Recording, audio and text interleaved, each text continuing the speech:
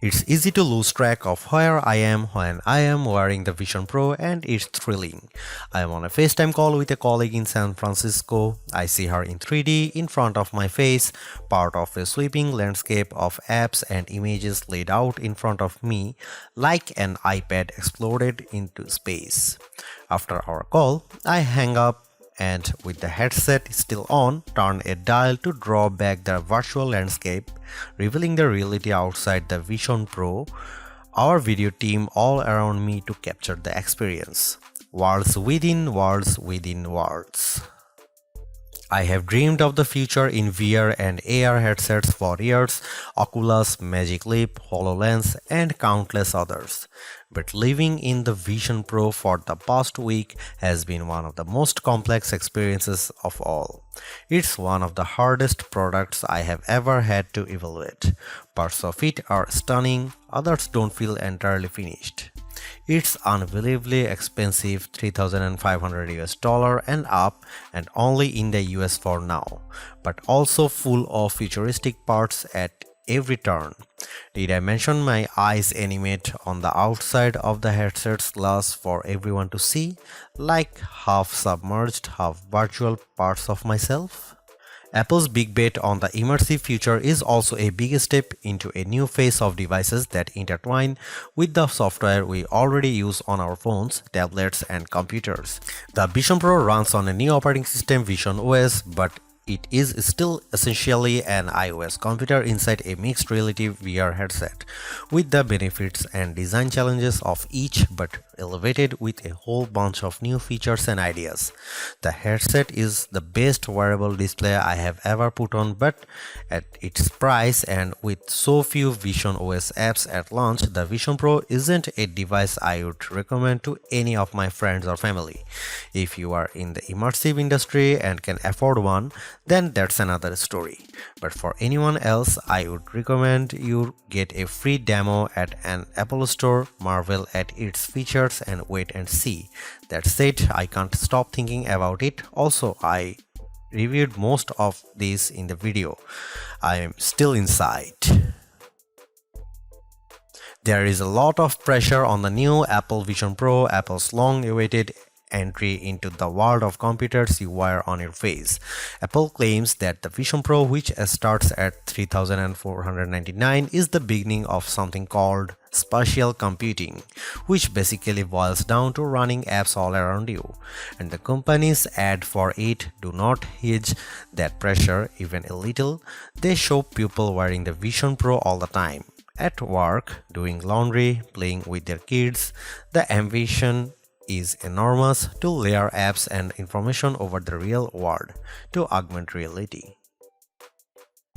There is a class of VR headsets capable of mixed reality that passes video which is captured with cameras on the outside to displays on the inside.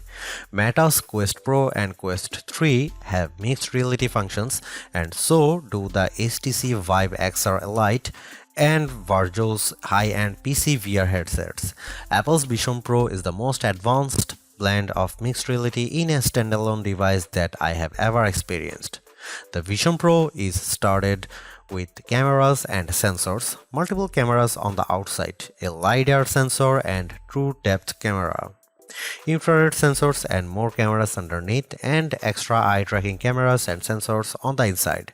There are no controllers. Every interaction is done with your eyes and hands, or via speaking to Siri using the built-in microphones. Hand and eye tracking even works in the dark. Light is needed for room tracking, but not for hand tracking. Lying in bed one night, I watched movies on my bedroom ceiling.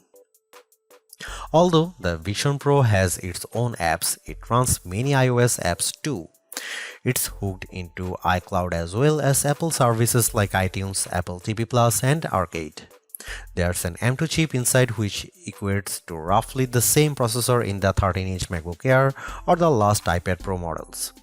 The display quality and the finest interface make the Vision Pro feel like it's in a whole other class, though the dual 4K micro OLED displays, a technology that will make its way to other headsets in the future, are rich, vibrant, and way above what competing devices offer.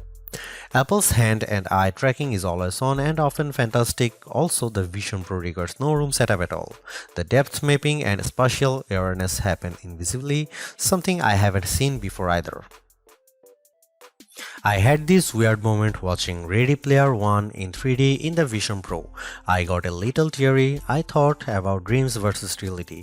It was a theme I visited when former editor and I reviewed the Oculus Rift back in 2016. Now I am thinking of it again in a whole new way.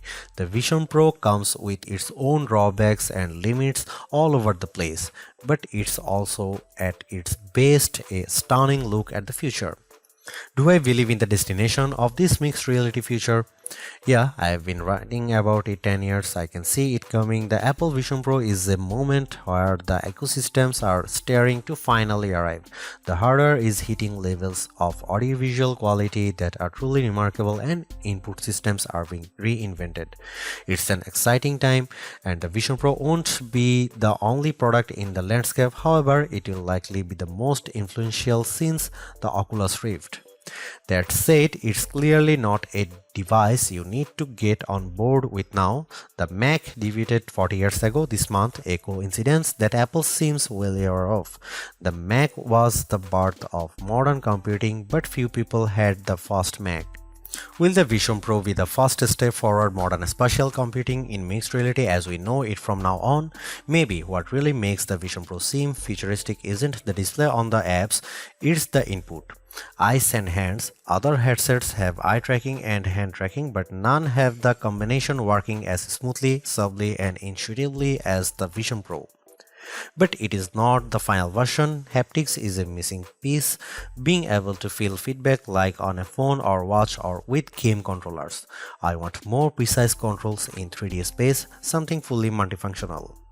I am not sure hand tracking and eye tracking alone can do all of that. Apple already has a haptic response wristband called the Apple Watch, which is starting to get its own gestures with double tap. There is an obvious connection there, but Apple hasn't connected those dots yet. Maybe something neural could be next, like what Meta's exploring. And with players like Samsung and Google coming, as well as a race towards smaller glasses-like devices down the road, there will be a lot more changes to come. My favorite things to do on the Quest, games and fitness, aren't on the Vision Pro much. I will still use my laptop, phone and iPad as my main computers for now, but I imagine a future version of the Vision Pro as something that could swallow them all up someday. Not today, but I do feel right now that I want to dive back in. Thanks for watching. See you in the next one.